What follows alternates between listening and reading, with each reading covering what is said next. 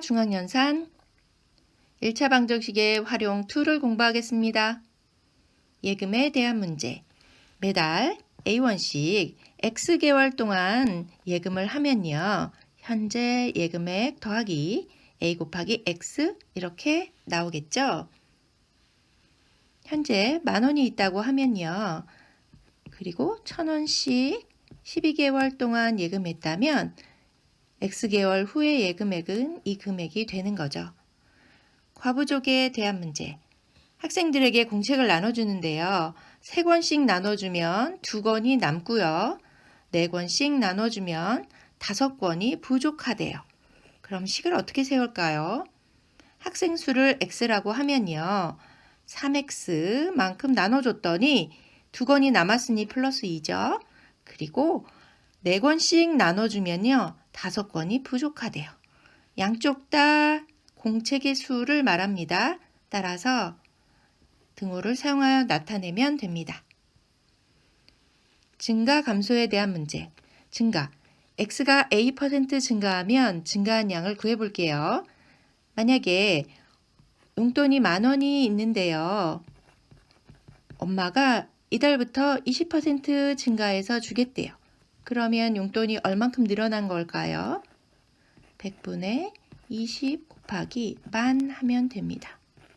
그러면 2,000원이 나오네요. 용돈이 2,000원 늘어난 겁니다, 여러분. 만약 감소한다고 하면 앞에 마이너스만 붙여주면 됩니다. 도형에 대한 문제. 직사각형의 넓이는 가로의 길이 곱하기 세로의 길이죠. 사다리 꼴의 넓이는 윗변의 길이 더하기 아랫변의 길이 한 다음에 2분의 1 곱하고 높이도 곱하면 됩니다. 일에 대한 문제. 어떤 일을 혼자 완성하는데 X일이 걸린다고 하면요. 전체 일의 양을 1이라고 놓고요. 1이라고 놓는 것이 중요합니다. 그러면 하루에 하는 일은 X분의 1만큼이겠죠? 이것을 A일 동안 한다면 X분의 1 곱하기 A 이렇게 구할 수 있습니다. 만약에 5일이 걸리는 일이 있다고 하면요. 전체 일의 양을 1이라고 놓자고 했잖아요. 그러면 하루에 하는 일은 5분의 1만큼인 거죠. 이 일을 3일 동안 했다면 3을 곱해주면 되는 거고요. 5분의 3이 되는 겁니다. 꿀팁을 보겠습니다. 어느 중학교의 남학생 수는 작년에 비해서 8%가 증가했대요. 여학생 수는 7%가 감소했고요. 그리고 전체적으로 10명이 늘었다고 나와 있습니다. 작년에 전체 학생 수는 200명이었는데 지금 구하고 싶은 거는 작년의 남학생 수래요. 그러면 작년의 남학생 수를 X라고 두을게요. 전체 학생 수가 200명이었으니까 여학생 수는 남학생 수를 뺀 200-X명이겠죠? 식을 두 가지로 쓸 수 있습니다. 증가 감소한 양으로만 식을 세울 수 있고요. 전체 인원으로 식을 세울 수 있어요. 증가 감소한 양으로만 세워보겠습니다. 100분의 8X가 남학생이 증가한 양이고요. 100분의 7, 200-X가 여학생이 감소한 양입니다.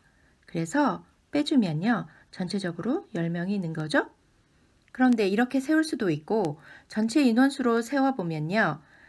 증가한 양에 원래 X명 있었잖아요. 더해줘야 사실은 현재 남학생의 수입니다. 그리고 여학생도 200-X명 있었는데 감소한 양을 빼줘야 현재 여학생의 수죠. 그랬더니 10명이 늘었으니까 210 이렇게 세울 수도 있는 겁니다. 하지만 1번이 훨씬 간단한 식이에요. 여러분은 앞으로 1번을 이용했으면 좋겠습니다. 실수 코너 보겠습니다. 증가 감소 문제는 올해의 학생 수를 묻더라도요. 작년의 학생 수를 X라고 놓고 풀어야 합니다. 그런데 X값이 나오면 그게 답이라고 생각하기 쉬워요. 올해의 학생 수를 묻는 문제에서는 올해의 학생 수로 다시 계산을 해야만 합니다.